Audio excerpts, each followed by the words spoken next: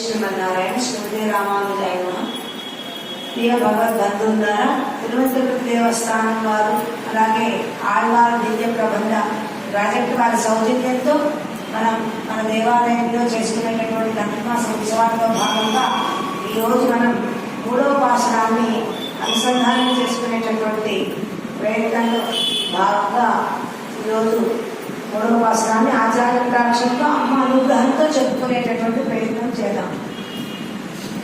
మూడోపాసనలో అమ్మ మనకి వ్రత ఫలితాన్ని చెప్తోందండి. ఈ వ్రతం చేయటం వల్ల కలిగేటటువంటి ఫలితం ఏంటో చక్కగా ఈనాటి పాసనంలో అమ్మ మనకి వివరిస్తోంది. సాధారణంగా లౌకికంగా ఏం చేస్తారంటే స్వర్గం అట్లాంటి సుఖాలు కావాలని చెప్పేసి జ్యోతిష్యం అట్లాంటి యాగాలు అనేటటువంటివి నిర్వహిస్తూ ఉంటారటండి. అయితే ఎందుకని ఆ యాగాలు చేయాలంటే ఆ యాగం చేస్తే స్వర్గం వస్తుందని శాస్త్రమే చెప్పింది. అట్లాంటి యజ్ఞం చేస్తున్నటువంటి వాళ్ళకట స్వర్గ ఫలితంతో పాటు అవాంతర ఫలితాలు కూడా వస్తాయంటండి. అంటే వాళ్ళు స్వర్గం కోసం చేసేటటువంటి ఆ యాగంతో పాటు అవాంతర ఫలితాలంటే పిల్లలు లేరనుకోండి, సంతాన వృద్ధి కలుగుతుంది, వాళ్ళకి ఆయుష్ ఇంకా పెరుగుతుంది. అట్లా వాటిని ఏమంటారంటే మనం కోరుకునేవి కాకుండా అదనంగా ఇంకొన్ని వచ్చి కనుక చేరితే వాటిని అవాంతర ఫలితాలు అని చెప్పేసి అంటారు.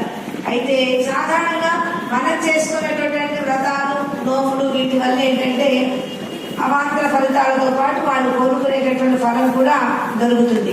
కానీ ఈనాడు మనం చేసేటటువంటి ఈ యొక్క తిరుప్పావై అనేటటువంటి వ్రతం ద్వారా గోపికల యొక్క ప్రధాన ఫలం మనం చెప్పుకున్నాం కైంకర్యం అన్నమాట. పరమాత్మకి కైంకర్యం చేయటం, అలాగే పరమాత్మ యొక్క కళ్యాణ గుణాల్లో మునగటం, ఇవే అన్నమాట ప్రధానమైనటువంటి ఫలం అన్నమాట. ఈ ఫలం అనేటటువంటిది మనకి 29వ పాసనంలో అమ్మ చాలా స్పష్టంగా తెలియజేస్తుంది.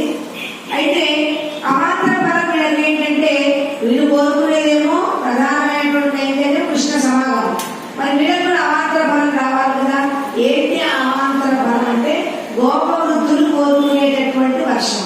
మనం ఫస్ట్ లో చెప్పుకున్నాం, వీళ్ళని నేలమాళగల్లో దాచిపెట్టారు కృష్ణుడిని కలవలేకుండా. అప్పుడు కృష్ణుడు ఒక వ్రతం అనేటటువంటి పేరుతో కాంచాయ వ్రతం అనేటటువంటి చేయిస్తానని చెప్పేసి గోపికల్ని పిలవడం, దానికి గోపవృద్ధులు కృష్ణ పరమాత్మకి ఈ గోపికలంతా ఇచ్చి వెళ్ళారు. దేనికోసం అంటే ఈయన చేయించేటటువంటి ఆ వ్రతం వల్ల వర్షం వస్తుందని. కాబట్టి ఇక్కడ ఈ వ్రతంలో గోపికలు కోరుకునేటటువంటి అవాంతర ఫలమేమో వర్షం, వీళ్ళ కోరుకునేటటువంటి ఫలితమేమో కైంకర్యం అన్నమాట. కైంకర్యం అనేటటువంటి సంపద అన్నమాట. అలాగే ఇక్కడ మనకి సకల ఫలములు ఇచ్చేటటువంటి వ్రతం అని చెప్పేసి మళ్ళీ చెప్తుంది అమ్మ. అంటే కేవలం మనం కోరుకునే